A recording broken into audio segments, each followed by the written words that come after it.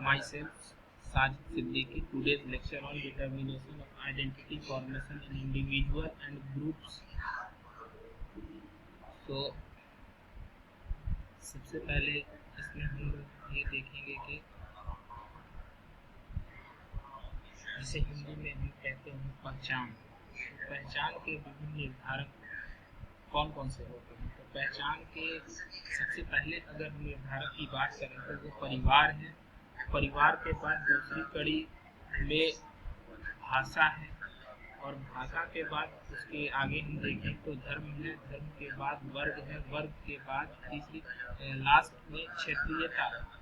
तो परिवार जो है वो हमारा सबसे बड़ा आइडेंटिटी फॉर्मेशन का एक जरिया है, जिसके माध्यम से हम ये कह सकते हैं कि हमारी पहचान हमारे परिवार पर आधारित है। जैसे कि अगर हमारे परिवार में विद्वान हैं, पढ़े लिखे लोग हैं, या जिस तरह के भी लोग हैं, तो उनकी जो पहचान होगी, ऑटोमेटिक जो बच्चा उस परिवार में जन्म लेगा वो उसी से पहचाना जाएगा। जैसे अगर किसी परिवार के पिता या उसके घर में कोई डॉक्टर है, तो ये कहा जा सकता है कि उस घर में रहने वाले डॉक्टर के आधार पर उसकी पहचान हुई, भाई ये डॉक्टर का बेटा है या डॉक्टर का भतीजा है, या इस तरीके से।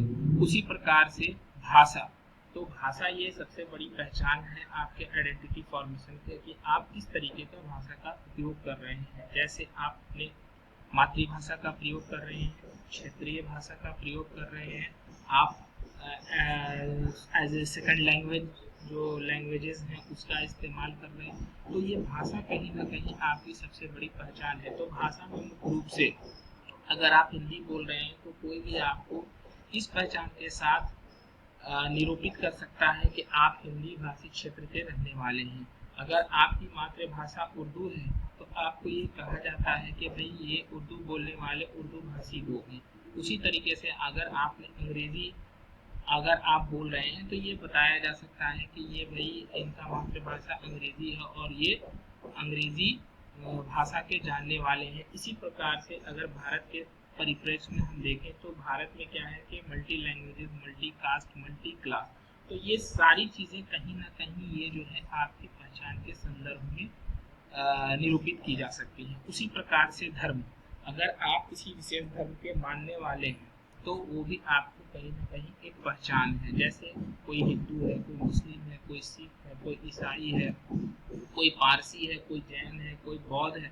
तो जिस धर्म को आप मानने वाले हैं वो धर्म आपकी एक पहचान है। कि कहीं पर भी अगर मान लिया XYZ, अगर किसी बच्चे का नाम रवि है तो रवि बोलते ही ये बात सामने आती है कि भाई इसका धर्म क्या है। जैसे ही उसने बताया कि मेरा धर्म सनातन है या मेरा धर्म पारसी है, मेरा धर्म बौद्ध है, तो वो उससे कहीं ना कहीं एक टैग हो जाता है और उसे हम धर्म विशेष से जोड़ करके देखते हैं।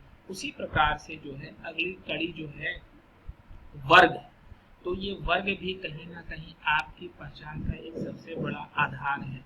जैसे कि अगर हम वैदिक पीरियड में देखें तो वहाँ पर भी जो है हम देखते हैं कि हमें एक वर्ग में कर्म के अनुसार बताया गया है कि जब इंसान कोई काम करता है तो उसके अधीन जो है उसकी पहचान होती है। जैसे अगर ऋग्वैदिक पीरियड में हम देखें तो वहाँ पर वर्ण की व्यवस्था की गई है। तो वर्ण भी कहीं ना कहीं एक वर्ग का ही आधार है। जैसे कि ब्राह्मण, क्षत्रिय, वैश्य, शूद्र, तो ये जो चार वर्णों की बात की गई है ये भी कहीं ना कहीं वर्ग हैं।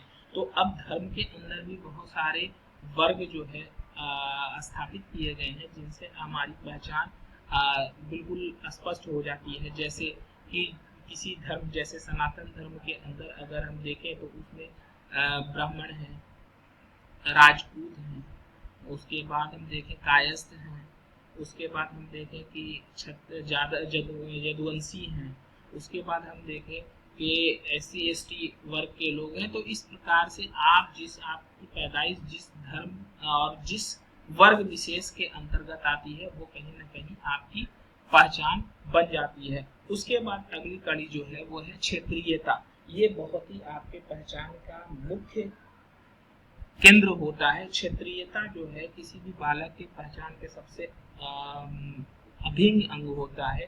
अगर मान लिया जैसे कि आप बिहार में रहने वाले हैं, तो बिहार आप देखें कि कई क्षेत्रों में बटा हुआ है, उत्तरी बिहार, दक्षिणी बिहार, मध्य बिहार, पश्चिमी बिहार। तो अगर हम उत्तरी बिहार के रहने वाले लोग हैं और उत्तरी बिहार में भी अगर विशेषकर आप मिथिलांचल के रहने वाले हैं, तो कोई भी इंसान जो बिहार में रहने वाला है, ये स्पष्ट रूप से आपकी बोली और आपकी क्षेत्रीयता से ये आकलन कर सकता है कि आप किस क्षेत्र के रहने वाले हैं। अगर आप मिथिला क्षेत्र के रहने वाले हैं, तो आपकी बोली से ही ये बात स्पष्ट हो जाएगी।